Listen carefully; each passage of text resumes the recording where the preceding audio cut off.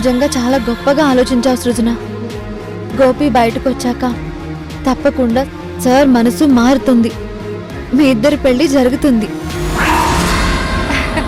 ఆ విషయం నాకు తెలుసు, కానీ అంతవరకు నేను ఇలా నాటకం ఆడుతున్నానని నాన్నకు మాత్రం తెలియకూడదు. తారా బావా, మీరిద్దరూ ఎటువంటి పరిస్థితుల్లో కూడా నాన్న దగ్గర ఈ ప్రస్తావన తీసుకురాకూడదు. ఒకవేళ తీసుకొస్తే నా మీదొట్టే. మీరిద్దరూ కలవాలని శ్రీకర్ నేను కూడా కోరుకుంటున్నాం కదా, మేమెందుకు చెప్తాం? ఏం శ్రీకర్? అంతే అంతే. అమ్మ సృజన, నిన్ను చాలా తక్కువ అంచనా వేశాను. నువ్వెంత ప్లాన్ చేశావో. నీ మాటలు నమ్మిన పిచ్చి మామయ్య గోపిని విడిపించేస్తాడు, మీరిద్దరూ ఒకటైపోతారు.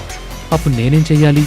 వివాహ పాలకుడిగా మీ ఇద్దరి మీద అక్షింతలు వేసి పెళ్లికొచ్చిన వాళ్ళందరూ భోంచేసిన తర్వాత విస్తరాకులెత్తాలా? కళ్ళ చెదిరింది, కథ మారిందని పాట పాడుకుంటూ ఊర్ల మీద పడి తిరగాల?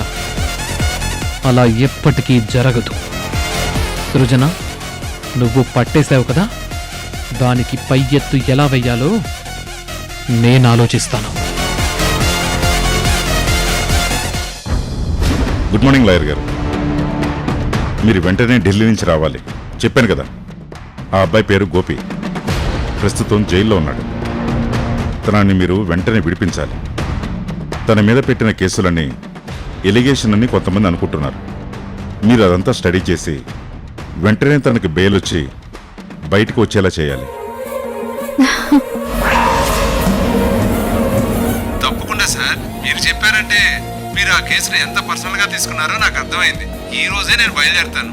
కేసుకు సంబంధించిన డీటెయిల్స్ అన్ని మా అసిస్టెంట్ ద్వారా నేను తెప్పించుకొని స్టడీ చేస్తాను. ఇంకా వ్యక్తికి బెయిల్ వచ్చినట్టే అని మీరు ఫిక్స్ అయిపోవచ్చు. చాలా థ్యాంక్స్ లాయర్ గారు. నాకు తెలుసు కదా, మీరు తలుచుకుంటే వెంటనే బెయిల్ వస్తుందని.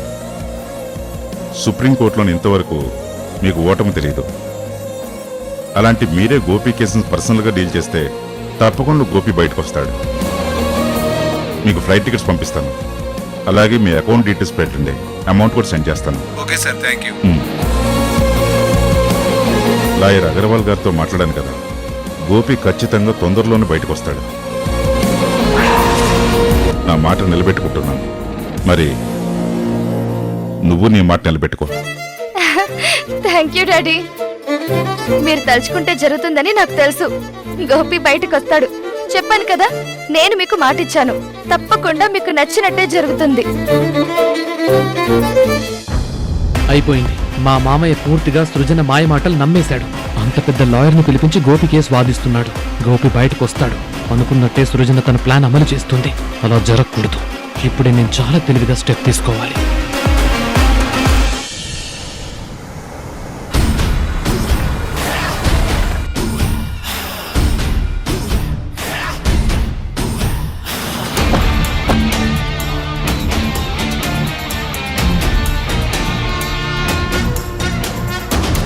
ఏంటబ్బాయి ఇక్కడికి తీసుకొచ్చావు? గోపిని విడిపించమని ఇందిరతో మాట్లాడడానికా? కాదు, ఇందిరాకు వార్నింగ్ ఇవ్వడానికి. ఇందిరాకు వార్నింగ్ ఇస్తావా? ఏంటబ్బాయి ఇది? ఇందిర అంటే ఏమనుకున్నావు? పోలీస్ ఆఫీసర్, పైగా ఆవిడ కొంచెం తెక్కుంది, దానికో లెక్క ఉంది. అందుకే కదా వార్నింగ్ ఇవ్వాలనే థాట్ నాకొచ్చింది.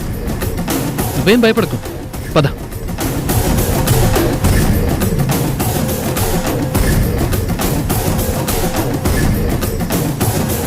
గుడ్ మార్నింగ్ మేడం, ఎలా ఉన్నారు? అది తెలుసుకోవడానికి వచ్చారా? లేదు, ఇంకా మీ ఆటలు సాగవని చెప్పడానికి వచ్చాను. ఎవరింటికొచ్చి ఏం మాట్లాడుతున్నారో మీకు అర్థమవుతుందా? బాగా అర్థమవుతుంది మేడం. ఇందిరా అనగానే డిపార్ట్మెంట్లో అందరూ భయపడతారు. తప్పు చేసిన వాళ్ళు వణికిపోతారు. మీకెదురు రావాలంటేనే చాలా మంది చలి జ్వరంతో పారిపోతారు. అలాంటి మీకు కూడా చెమటలు పట్టించే మాటే నేను తీసుకొచ్చాను. ముందు అదేంటో చెప్పు, తర్వాత ఏం జరుగుతుందో నేను చెప్తాను. ఏముంది మేడం, మా గోపిని మీరు లేనిపోని కేసులు పెట్టి ఇరికించేశారు. ఎప్పటికీ జైలు నుంచి బయటకు రాడు అని, గోపి జీవితాంతం చిప్పకూడు తింటాడు అని చాలా గొప్పగా అందరితో చెప్తున్నారు కదా. ఇంకా మీ ఆటలు సాగవు. 1-2 రోజుల్లో గోపి బయటకు వచ్చేస్తున్నాడు. ఏంటి తెల్లవారుజామున కలొచ్చిందా? ఆ కల నిజమవుతుందని నాకు చెప్పడానికి వచ్చావా? నేను కలల్లో బతకటం లేదు మేడం, వాస్తవంలోనే బతుకుతున్నాను. ఇప్పుడు ఈ గోపి కేసుని ఎవరు టేకప్ చేస్తున్నారో తెలుసా? The great supreme court lawyer Agarwal గారు. ఆయనకు ఓటమనేదే తెలీదు. అలాంటి వ్యక్తిని మా మామయ్య గోపి కేసులో అపాయింట్ చేశారు. ఆయన ఇప్పటికీ ఈ కేసు స్టడీ చేస్తున్నారు. అందుకే అన్ని యాంగిల్స్ నుంచి మీరు మా గోపిని టార్గెట్ చేస్తే అవన్నీ తప్పు అని చెప్పి ఆయన గోపికి బెయిల్ వచ్చేలా చేస్తారు. ఇక మీ ఆట చెల్లదు మేడం, గోపి బయటకు వచ్చేసినట్టే. ఏం బాబాయ్ ఆలోచిస్తున్నావు? ఇందిరా గారికి అర్థమేంటి చెప్పు.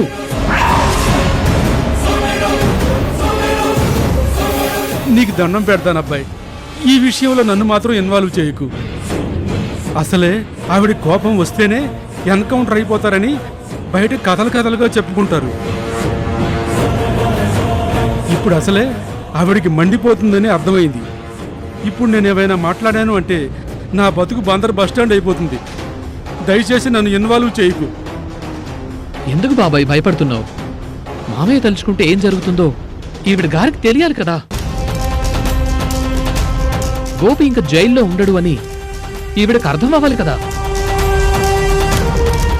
గోపి విషయంలో తనేదో చేస్తాను అని తన తమ్ముడిని చంపింది గోపియే కాబట్టి గోపి అసలు బయటికి రాకుండా చేస్తానని అడిగిన వాళ్ళకి అడగని వాళ్ళకి అందరికీ చాలా గొప్పగా చెప్పుకుంటోంది కదా.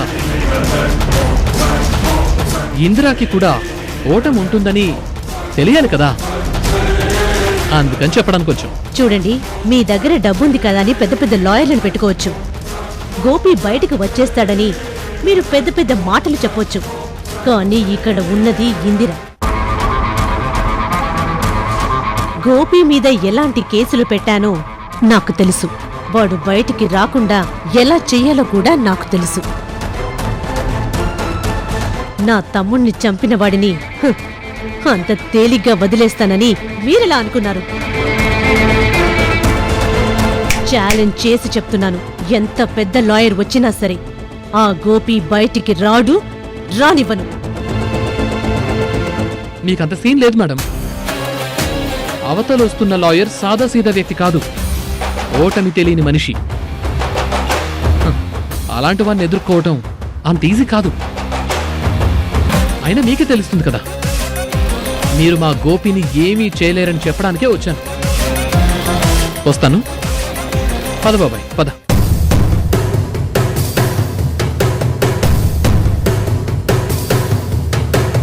గోపిని విడిపిస్తారా?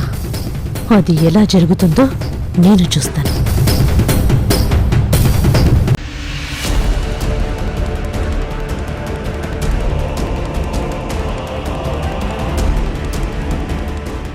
ఏంటి బాబాయ్, మండు వేసవిలో చలి జ్వరం వచ్చిన వాడ్లా వణికిపోతున్నావు ఎందుకు? అబ్బాయి, ఇన్ని రోజులు నువ్వు చాలా తెలివైన వాడివి అనుకున్నాను. నువ్వు మరీ ఇంత తెలివి తక్కువ వాడివని మాత్రం ఊహించలేకపోయాను. అదేంటి బాబాయ్ అంత మాట అన్నావు? మరి ఇంకేమనమంటావు? పడుకున్న దున్నపోతు దగ్గరికి పని కట్టుకుని వచ్చి మరీ తన్నించుకున్నట్టయింది కదా మన పరిస్థితి. ఇప్పుడు నేను ఏం చేశాను నువ్వు ఇంతలా ఫ్రస్ట్రేట్ అవుతున్నావు? గోపి బయటికి రాకూడదు అంటే ఇందిర దగ్గరకు వచ్చి ఛాలెంజ్లు చేయకూడదు. ఇందిరితో చెయ్యి కలిపి ఆ గోపి ఎప్పటికీ బయటకు రాకూడదు, దానికి మీరేం చేయాలో ఆలోచించండి, మేమేం చేయాలో చెప్పండి అని తెలివిగా చేతులు కలిపి గోపి విషయంలో ఒక నిర్ణయం తీసుకోవాలి. అంతేగాని ఇలా తన దగ్గరకు వచ్చి మా మామయ్య గోపిని విడిపించేస్తాడు, నువ్వేమీ చేయలేవు, నీ బ్రతుకు ఇంతే అంటే ఎలా? అసలే అహంకారానికి కేర్ ఆఫ్ అడ్రస్ ఆ ఇందిర. అంత తేలిగ్గా ఊరుకుంటుందనుకున్నావా? బాబాయ్, అందుకే నువ్వు విలన్గా ట్రై చేసినా కేవలం కమెడియన్ గాని మిగిలిపోతున్నావు. నేను ఎలా ఆలోచిస్తానో నువ్వు కలలో కూడా ఆలోచించలేవు. ఏంటబ్బాయి, నువ్వు కూడా యశోదలాగే తలా తోక లేకుండా మాట్లాడుతున్నావు. అంటే నా ఉద్దేశం అనవసరంగా ఇందరికి కోపం తెప్పించడం ఎందుకు అని. ఆవిడితో చెయ్యి కలిపితే మనం అనుకున్నది అవుతుంది, కానీ ఆవిడ కోపం వచ్చేలా చేస్తే మనకే ప్రమాదం కదా అని నా ఉద్దేశం. బాబాయ్, నేనిప్పుడు నిన్ను లాగి గూబ మీద కొట్టానే అనుకో, నువ్వేం చేస్తావు? నీతో చేయి కలిపిన దగ్గర నుంచి నువ్వు నన్ను కొడుతూనే ఉన్నావు కదా, అప్పుడు ఏం చేశానని ఇప్పుడు ఏదో చేయడానికి? అలా కాదు బాబాయ్, నువ్వేదో ఒకటి అనుకుంటావు కదా, అదేంటని అడుగుతున్నాను. పర్వాలేదు, ఇదే నీ మనసులో అనుకుంటావు కదా, అదేంటో చెప్పు. మరి నువ్వు తప్పుగా అనుకోకూడదు. కానీ నువ్వు నన్ను కొట్టిన ప్రతిసారి ఈ దుర్మార్గుడిని నేనేమీ చేయలేనని నన్ను ఇలా కొడుతున్నాడు, ఏదో ఓ రోజు వీడి నెత్తి మీద పెద్ద బండరాయి వేస్తే దరిద్రం వదిలిపోతుంది అనుకుంటాను. ఆ, ఆ, నేను ముందే చెప్పాను నువ్వేమనుకోకూడదని. చూసావా, ఏమీ చెయ్యలేని నీకే అంత కోపం వస్తే ఏదైనా చేయగలిగిన ఇందిరకి మనం ఛాలెంజ్ చేసినప్పుడు ఇంకా ఎంత కోపం వస్తుంది? ఇందిరాతో సామరస్యంగా మాట్లాడామే అనుకో, వీళ్ళు నాతో ఎందుకు చేయగలిపారని ఆలోచిస్తుంది. అదే ఇందిరను రెచ్చగొట్టామనుకో, గోపిని బయటకు తీసుకొస్తుందా? అవతల వాళ్ళు ఎంత గొప్పవాళ్ళైనా సరే నా పవర్ ఏంటో నేను చూపిస్తాను, ఆ గోపిగాన్ని బయటకు రానివ్వకుండా చేస్తాను అని తన ఈగో దెబ్బతిని గోపి మీద మరిన్ని కేసులు పెడుతుంది. అప్పుడు గోపి జైల్లోనే ఉంటాడు. మామయ్య బెయిల్కి ఏర్పాటు చేసిన లాయర్కి ఇచ్చిన డబ్బులు దండగ తప్ప గోపి బయటికి రాడు. అందుకే ఇంద్రని రెచ్చగొట్టాను. అబ్బో, నువ్వు మామూలు కాదబ్బాయ్, అసలు ఇన్ని తెలివితేటలు నీకు ఎక్కడి నుంచి వచ్చాయి? ఇప్పుడు అవన్నీ తెలుసుకొని నువ్వు చేసేదేం లేదు, కానీ పద.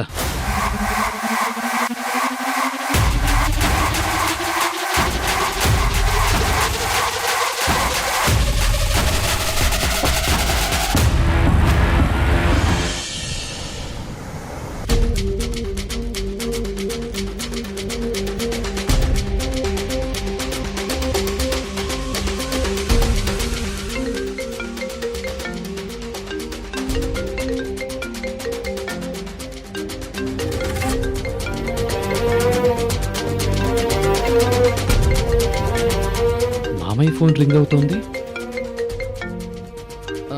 మావయ్య, మావయ్య, మావయ్య, ఫోన్ రింగ్ అవుతోంది.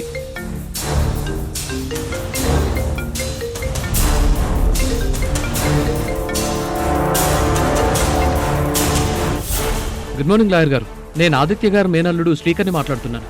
మీ మావయ్య గారు లేరా బాబు? మావయ్య గదిలో ఉన్నారు, విషయం చెప్పండి. గోపికి బెయిల్ శాంక్షన్ అయింది. ఈ రోజే గోపి బయటకు వస్తున్నాడు. ఈ విషయం ఆదిత్య గారికి చెప్పండి. అలాగే అండి. ఓకే అండి. శ్రీకర్, ఎవరు ఫోన్లో? అదే మావయ్య, గోపికి బెయిల్ శాంక్షన్ అయిందంట. ఈ రోజే గోపి బయటకు వస్తాడని లాయర్ గారు చెప్పారు. Thank you daddy. మీరు తలుచుకుంటే జరుగుతుందని నాకు తెలుసు, అందుకే నేను మీతో చెప్పాను. నా గోపిని విడిపిస్తున్నందుకు చాలా సంతోషంగా ఉంది నాన్న. మరి మా అన్నంటే ఏమనుకున్నావు? పాలతో పాయసం చేయగలడు, పెరుగ్గాను మార్చగలడు. అది బావగారే కాదు, ఎవరైనా చేస్తారు. పెరుగు పాయసం రెండు పాలతోనే తయారవుతాయి. చూసావా సృజన, సార్ నీకు మాట ఇచ్చారు, ఇచ్చిన మాట ప్రకారం గోపిని విడిపించేశారు. ఇక నీకు సంతోషమే కదా? నా ఆనందాన్ని నేను మాటల్లో చెప్పలేను. ఎన్ని రోజులు గోపి జైల్లో ఎంత బాధపడుతున్నాడో తలుచుకుని నేను ఇక్కడ ఎంతో నరకం అనుభవించాను. ఈ రోజు నా గోపి బయటికి రాబోతున్నాడంటే నిజంగా నాకు చాలా హ్యాపీగా ఉంది. మా డాడీ నా విషయంలో ఇంత గొప్పగా ఆలోచించినందుకు నిజంగా చెప్పలేనంత సంతోషంగా ఉన్నాను. సృజన, ఒక నిమిషం.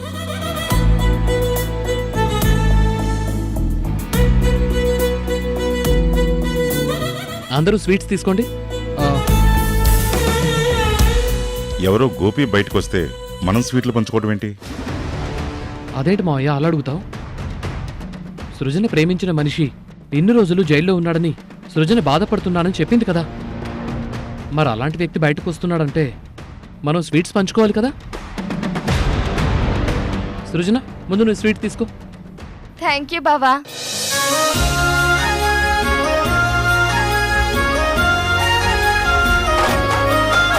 నువ్వైనా నన్ను ఇంత బాగా అర్థం చేసుకున్నావు. నిజంగా ఇది స్వీట్లు పంచుకోవాల్సిన విషయం. అందరూ స్వీట్లు తినాలి. బాబా అదటివు. వద్దమ్మా.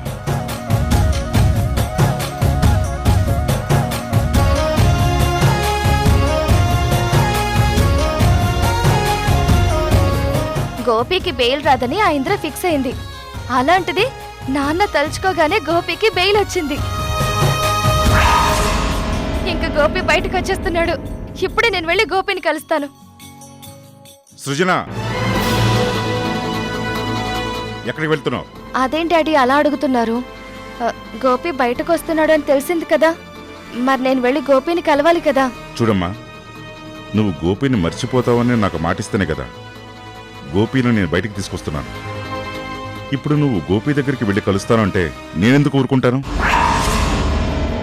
నా మాట నేను నిలబెట్టుకున్నాను. గోపిని మర్చిపోతాను అన్న నీ మాటని ఇప్పుడు నువ్వు నిలబెట్టుకోవాలి.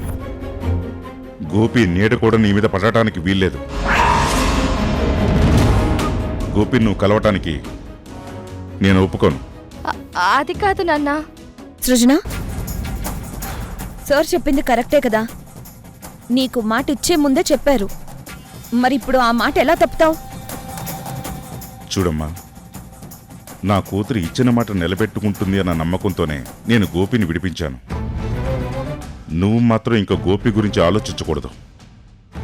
శ్రీకర్ని పెళ్లి చేసుకోవడం గురించి ఆలోచించాలి. గోపిని శాశ్వతంగా మర్చిపో. గోపికి బెయిల్ వచ్చిందన్న విషయం వెంటనే తారకి చెప్పాలి.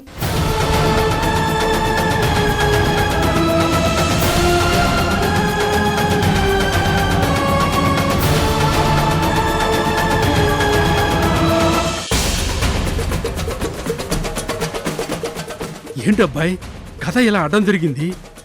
ఆ ఇంద్రుని రెచ్చగొడితే తను కోపంతో ఉగిపోతుంది, ఆవేశంతో తడిసిపోతుంది, ఆకాశాన్ని కిందకి దించేస్తుంది, గోపిని ఎప్పటికీ బయటికి రాకుండా చేస్తుంది అని నువ్వు ఎంతో పెద్ద ప్లాన్ వేసి ఇందిరను రెచ్చగొట్టావు. కానీ ఇప్పుడు ఏమైంది?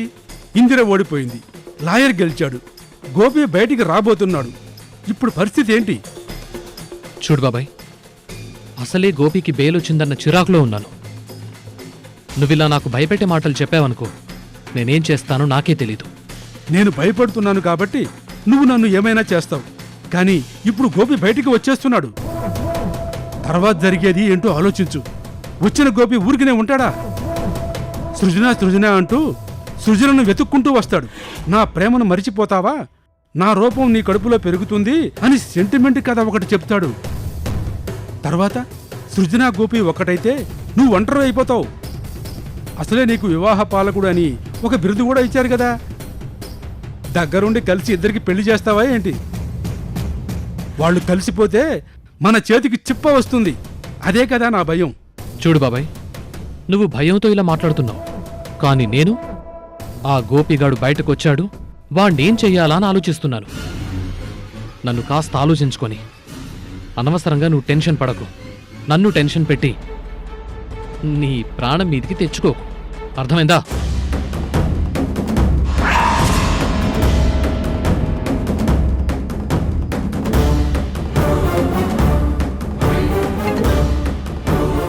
హలో, చెప్పు శ్రీకర్. తారా ఎక్కడున్నావు? నేను జైలు దగ్గర ఉన్నాను. గోపికి బెయిల్ వస్తుంది కదా, లోపల ప్రాసెస్ జరుగుతుంది. ఒక హాఫ్ అన్ అవర్లో గోపి బయటకు వస్తాడని లాయర్ గారు చెప్పారు. గోపిని రిసీవ్ చేసుకోవడానికి వచ్చాను. ఓకే తారా, గోపిని బాగా రిసీవ్ చేసుకో. పాపం ఇన్ని రోజులు జైల్లో ఉండి బాధపడ్డాడు కదా, బయటకు వచ్చాక చాలా ఎమోషనల్ అవుతాడు. తనని జాగ్రత్తగా చూసుకో.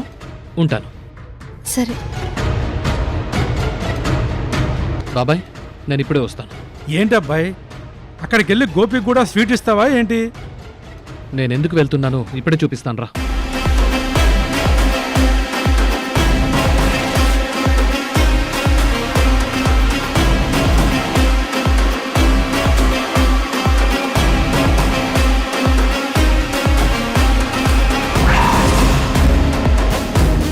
ఇదెందుకు అబ్బాయి? గోపి బయటకొచ్చాడని సృజన మురిసిపోతోంది. గోపిని రిసీవ్ చేసుకోవాలని తార అనుకుంటోంది. గోపికి జైలు నుంచి విముక్తి అయింది. ఇప్పుడు ఈ ప్రపంచం నుంచి శాశ్వత విముక్తి నేనిస్తాను. గోపిని పైకి పంపిస్తాను. ఏంటి, గోపిని లేపేస్తావా?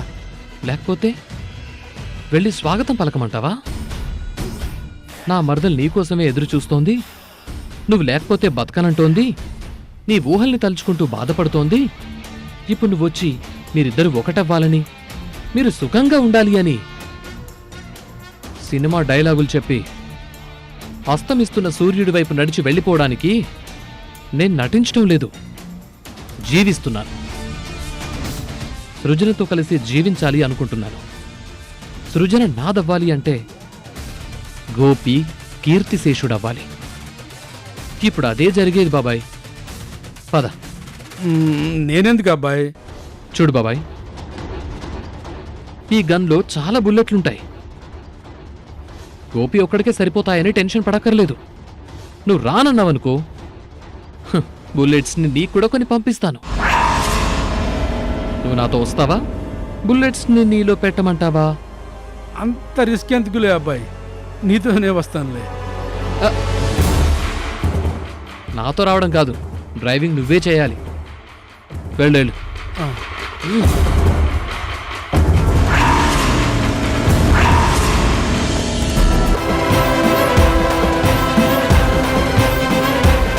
ఇక వాడు పైకి పోవటం ఎవ్వరూ ఆపలేరు.